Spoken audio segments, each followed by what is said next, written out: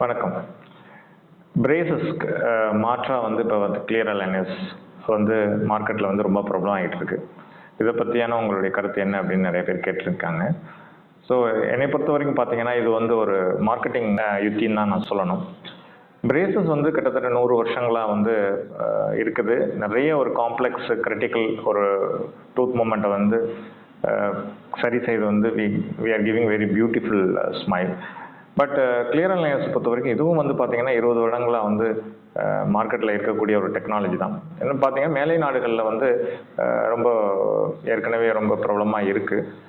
அது பார்த்தீங்கன்னா அதோட காஸ்ட் ஃபேக்டர் ரொம்ப ஜாஸ்தியாக இருந்ததுனால, அஃபோர்டபிலிட்டி ரொம்ப கம்மியாக இருந்ததுனால சில பேர்னால தான் அதை பயன்படுத்தி அதை பயன்படக்கூடிய ஒரு சூழ்நிலை இருந்தது. தற்போது அப்படி இல்லை. அந்த டெக்னாலஜி நம்மளே வாங்கி இங்கே தயார் பண்ணி ஓரளவு அஃபோர்டபுளாக நம்ம கொடுக்கக்கூடிய ஒரு சூழ்நிலை இருக்குது.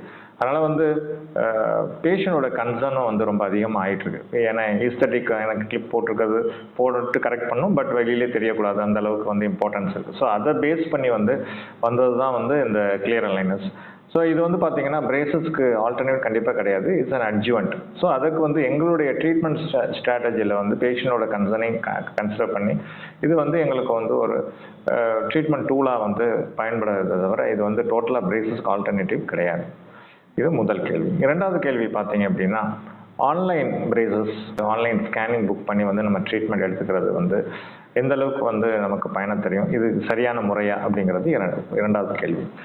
கண்டிப்பாக இது ஒரு நான் ப்ரொஃபஷனல், ஒரு அன்எத்திக்கல் தான் நான் சொல்லுவேன். ஏன் அப்படின்னா இது ஒரு மெடிக்கல் ட்ரீட்மெண்ட்.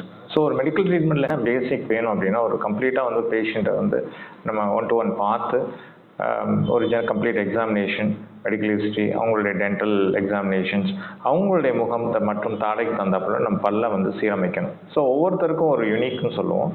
அவங்களுடைய தாடை முகத்துக்கு தந்தாப்புல அவங்களுடைய பல்ல அமைப்பை மாற்றி ஒரு அழகான ஒரு புன்னகையை கொடுக்கக்கூடியது இந்த தாடை மற்றும் முக சீரமைப்பு நிபுணர்னால தான் அது கரெக்டாக முடியும். ஸோ அதனால் நீங்கள் இந்த மாதிரி உங்களுக்கு ஒரு ட்ரீட்மெண்ட் எடுக்கிறதுன்னா ஒரு நல்ல மற்றும் தாடை சீரமைப்பு நிபுணரை நீங்கள் அணுகுனீங்கன்னா அவருக்கான சொல்யூஷன் நிச்சயமாக உங்களுக்கு கிடைக்கும்.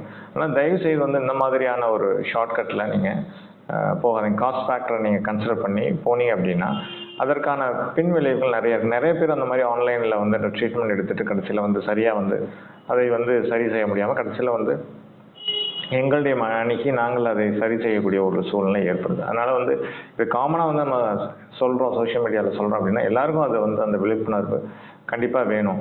எல்லாமே ஒரு ப்ரொஃபஷனல் மூலம் போடுறது நல்லது. ஒரு வீடு கட்டுறோம் அப்படின்னா ஒரு ஆர்கிடெக்ட், இன்ஜினியரை போயிட்டு டேரெக்டாக நம்ம ஒரு சித்தாரை கூப்பிட்டு நம்ம வீடு கட்ட போகிறது இல்லை இல்லையா? ஸோ அதனால் அந்த ப்ரொஃபஷனலாக நீங்கள் அப்ரோச் பண்ணி அவங்கள்ட்ட பண்ணால் தான் உங்களுக்கான பயன் நிச்சயமாக கிடைக்கும். அஃப்கோர்ஸ் நமக்கு காஸ்ட் கொஞ்சம் ப்ரொஃபஷனல் ஃபீஸ்ன்னு எல்லாத்துக்குமே இருக்குது ஆக்சுவலி. ஸோ அதனால் அந்த காஸ்ட் ஃபேக்டரை மட்டும் நம்ம கன்சிடர் பண்ணக்கூடாது. நமக்கு ஒரு முழுமையான சரியான ட்ரீட்மெண்ட் நமக்கு கிடைக்கணுங்கிறது தான் மிக முக்கியம். அதுதான் ஃபஸ்ட்டு ப்ரியாரிட்டி. அதை பேஸ் பண்ணி நீங்கள் ஒரு மருத்துவரை அணுகி நீங்கள் அதற்கான ட்ரீட்மெண்ட்டை உங்களுடைய கன்சர்ன் என்னங்கிறதையும் நீங்கள் அவங்கள்ட்ட டைரெக்டாக சொல்லி உங்களுக்கு 1-to-1 இன்ட்ராக்ஷன்ஸ் எல்லாமே டைரெக்டாக நீங்கள் கேட்டுக்கலாம். ஃபாலோஅப்பும் இருக்கும். அதே நேரத்தில் ட்ரீட்மெண்ட் முடிச்ச பிறகு அதோட ட்ரீட்மெண்ட் கம்ப்ளீஷனோட முடிகிறது கிடையாது. அதுக்கப்புறம் ரிட்டென்ஷன் ப்ரோட்டோக்கால் இருக்குது. ஸோ இதெல்லாம் ஒரு லாங் ஜேர்னி இருக்கிறதுனால கண்டிப்பாக நீங்கள் மருத்துவரை அணுகி அதுக்கான சிகிச்சை பெற்றுக்கொள்வது தான் சால சிறந்தது. நன்றி.